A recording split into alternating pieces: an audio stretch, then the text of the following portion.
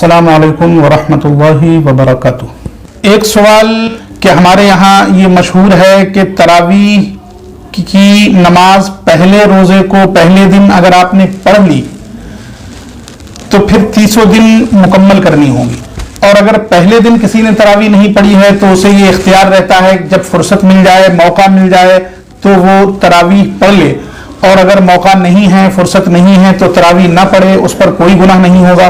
लेकिन अगर चांद दिखने के बाद पहली रात में किसी ने तरावीह पढ़ ली है तो अब उसको फिर 30 दिन तरावीह पढ़नी ही होगी, महीना मुकम्मल करना ही होगा। क्या इस तरह का कोई हुक्म शरई है? वजाहत फरमाएं। जवाब यह है कि तरावीह की नमाज सुन्नत है। ऐसा नहीं है कि अगर किसी ने पहले दिन नमाज शुरू कर ली तो अब उसको रोजाना पढ़नी होगी, और जिसने शुरू नहीं की है उसको अब छुट्टी मिल गई, अब वो चाहे तो नमाज पढ़े और चाहे तो नमाज ना पढ़े, चाहे तो तरावीह अदा करे और चाहे तो तरावीह अदा नहीं करे। ऐसा नहीं, बल्कि हर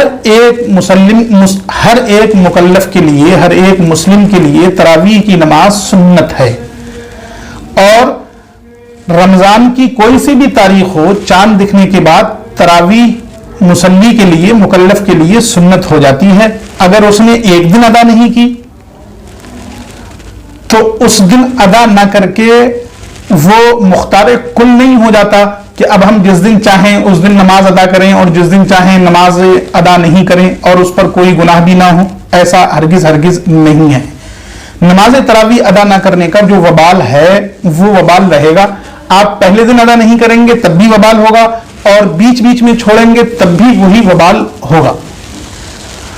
हाँ, नमाज तरावीह आपने अदा की तो यकीनन सुन्नत का क़याम किया, आपने सुन्नत की अदायगी की। अगर पहले दिन अदा की और दूसरे दिन आप अदा नहीं कर सके तो इसमें कोई शक नहीं कि आपकी नीयत अच्छी थी, आपने पहले दिन से नमाज तरावीह जैसी सुन्नत का क़याम किया, उसका आगाज किया तो आपकी नीयत अच्छी थी।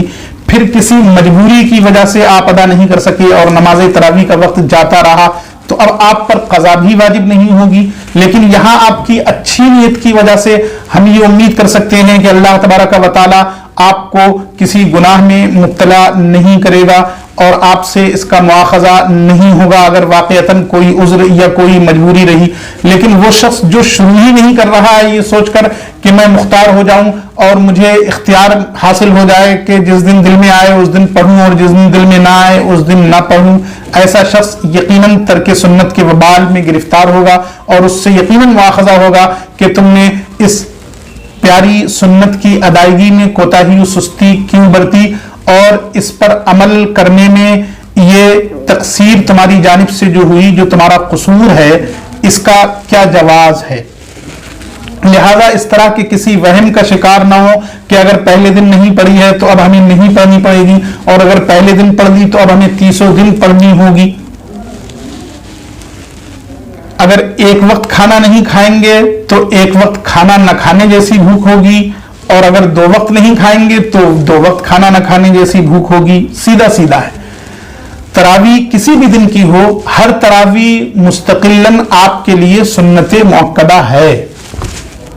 आपको तरावीह की नमाज अदा करनी है।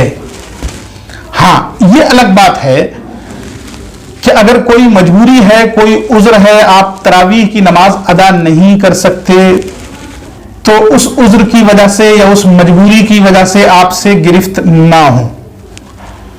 लेकिन पहले ही से ये प्लान बना लेना, पहले ही से ये प्रोग्राम बना लेना कि अब हम आजाद हो गए, जिस दिन चाहेंगे उस दिन नमाज तरावीह अदा करेंगे, ये गलत तरीका है और हमारी गलत सोचों का नतीजा है। अल्लाह तबारक व तआला हम सबको अहकाम शरीया पर अमल करने की तौफीक नसीब फरमाए। आमीन। अस्सलामु अलैकुम व रहमतुल्लाहि।